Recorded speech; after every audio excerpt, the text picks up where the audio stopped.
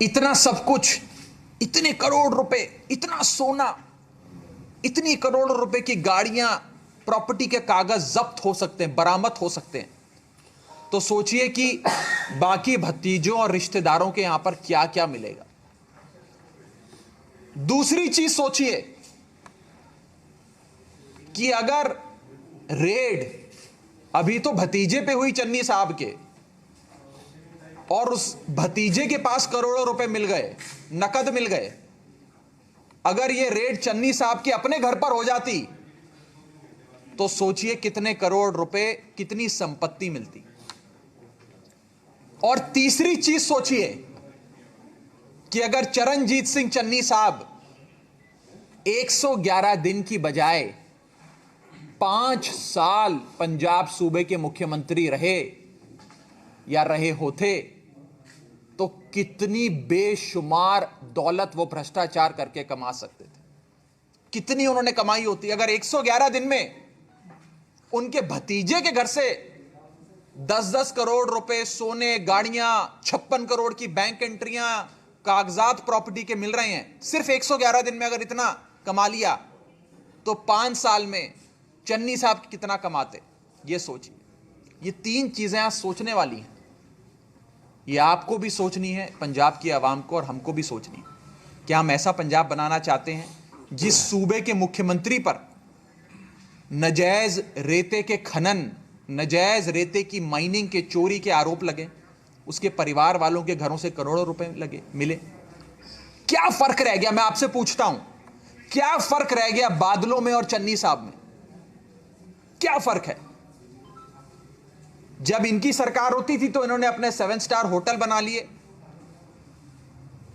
Transport mafia से लेकर cable TV mafia शुरू कर दिया।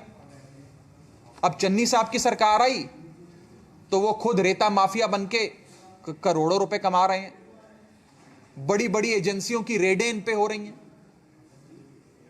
क्या फर्क रह गया बादलों में और चन्नी साहब में? ये मैं आज पूछना चाहता हूं। और हमारे कुछ 2-3 सवाल हैं। पहला सवाल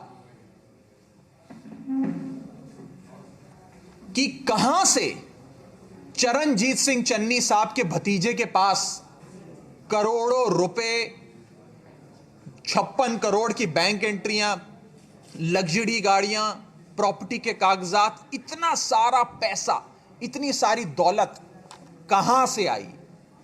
पहला सवाल। दूसरा सवाल, चन्नी साहब के परिवार में और कौन कौन है जिसके पास इतनी बेशुमार दौलत पिछले 111 दिन में, मुख्यमंत्री के 111 दिन के कार्यकाल में आई? मेरा तीसरा सवाल, अगर यह बात सही है कि यह सारा पैसा उन्होंने 111 दिन में कमाया है, अगर यह बात सच है, अगर इसकी पुष्टि होती है, तो यह बताएं कि 111 दिन में अगर भतीजे ने इतना कमाया है तो मुख्यमंत्री साहब ने कितना कमाया? सियासत के चलते रेड हुई।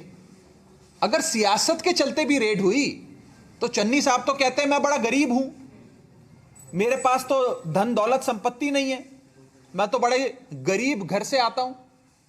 हो सकता है गरीब घर से आते हो, मैं उस पर मना नहीं कर रहा, लेकिन गरीब घर से आते हुए 111 दिन में अगर उस गरीब घर के एक इंसान ने पंजाब को इतना लूट लिया कि उसके एक रिश्तेदार के घर से करोड़ों रुपए मिल रहे हैं, तो सोचिए बाकियों के यहां क्या होगा, चन्नी साहब के यहां पे क्या होगा? ये सवाल खड़े होते हैं। मैं मान लेता हूं कि सियासी कारण है, मैं मना नहीं कर रहा, पर फिर पैसा कहां से आया? सियासी कारणों से, जब पॉलिटिक्स के चलते जब अरविंद केजरीवाल जी पे रेड होती है तो 10 मफलर मिलते हैं, और जब चरणजीत सिंह चन्नी साहब के रिश्तेदार के घर रेड होती है तो 10 करोड़ रुपए मिलते हैं। यह फर्क है। सर, अभी का बयान आया कि केजरीवाल जी ने दिल्ली में चौटाला मॉडल को अपनाया शराब को लेकर, और किसने बोला है? केजरीवाल जी ने दिल्ली में नहीं, बयान किस? और केजरीवाल जी ने पोंटी चड्डा मॉडल भी अपनाया हुआ है दिल्ली में। क्या इस पे मैंने जवाब देना? बोलने दीजिए। रणदीप जी न जाने क्यों ऐसे बयान दे रहे हैं। मैं रणदीप जी से कहूंगा, अपनी पार्टी जो उनकी पंजाब में पूरी तरीके से बिखर चुकी है, सिद्धू चन्नी से लड़ते हैं, चन्नी झाकड़ से लड़ते हैं, झाकड़ प्रताप बाजवा से लड़ते हैं, प्रताप बाजवा फतेहचंद बाजवा से लड़ते हैं, कोई राजावरी से लड़ता है, कोई सिद्धू मूसेवाला से लड़ता है। ये आपस में लड़ाइयाँ जो चल रही हैं कांग्रेस की, सुरजेवाला साहब जिनकी मैं बड़ी इज्जत करता हूँ, वो पहले कांग्रेस की लड़ाइयाँ सुलझाएं, उसके बाद हमसे सवाल करें। ये जो पैसा रिकवर हुआ है 10 करोड़, आपको क्या लगता है क्योंकि ये इलेक्शन में ये सारा पैसा जो है होना था जब देखिए, ये कहाँ यूज होना था, ये तो जिस शख्स की दौलत है, जिस शख्स ने ये पैसा कमाया नाजायज काम करके, वो बताएगा, मैं नहीं बता सकता।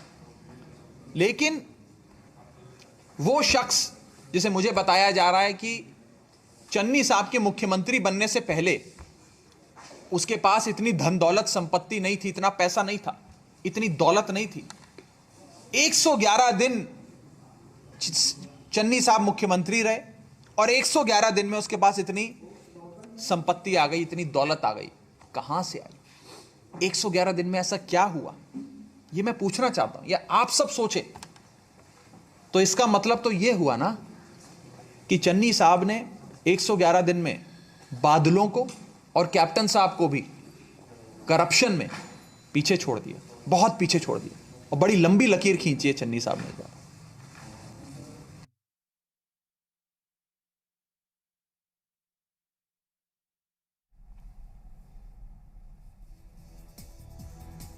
तो आम आदमी पार्टी की प्रेस कॉन्फ्रेंस चल रही है और राघव चड्ढा मीडिया से इस वक्त मुखातिब रहे। हालांकि उन्होंने इस दौरान जो रेड हुई है रंजीत सिंह चन्नी के रिश्तेदार घर पर, उसको लेकर सवाल उठाया। रुद्र करीवाल के ऊपर जब रेड होती है उसका जिक्र करते हुए तुलना की, और इसके अलावा उन्होंने कांग्रेस को बताया कि वो अपने आपस की पहले लड़ाई ठीक कर ले, उसके बाद इस बारे में आगे किसी के बारे में कटाक्ष करे या कोई टिप्पणी करे। तो लगातार सियासी माहौल लगातार गरमाया हुआ नजर आ रहा है। पंजाब की सियासत में उबाल देखने को मिल रहा है, अलग अलग मामले सामने आ रहे हैं, और इन तमाम परिस्थितियों के बीच पंजाब में ईडी की बड़ी कार्रवाई पर भी लगातार बयानबाजी तेज है।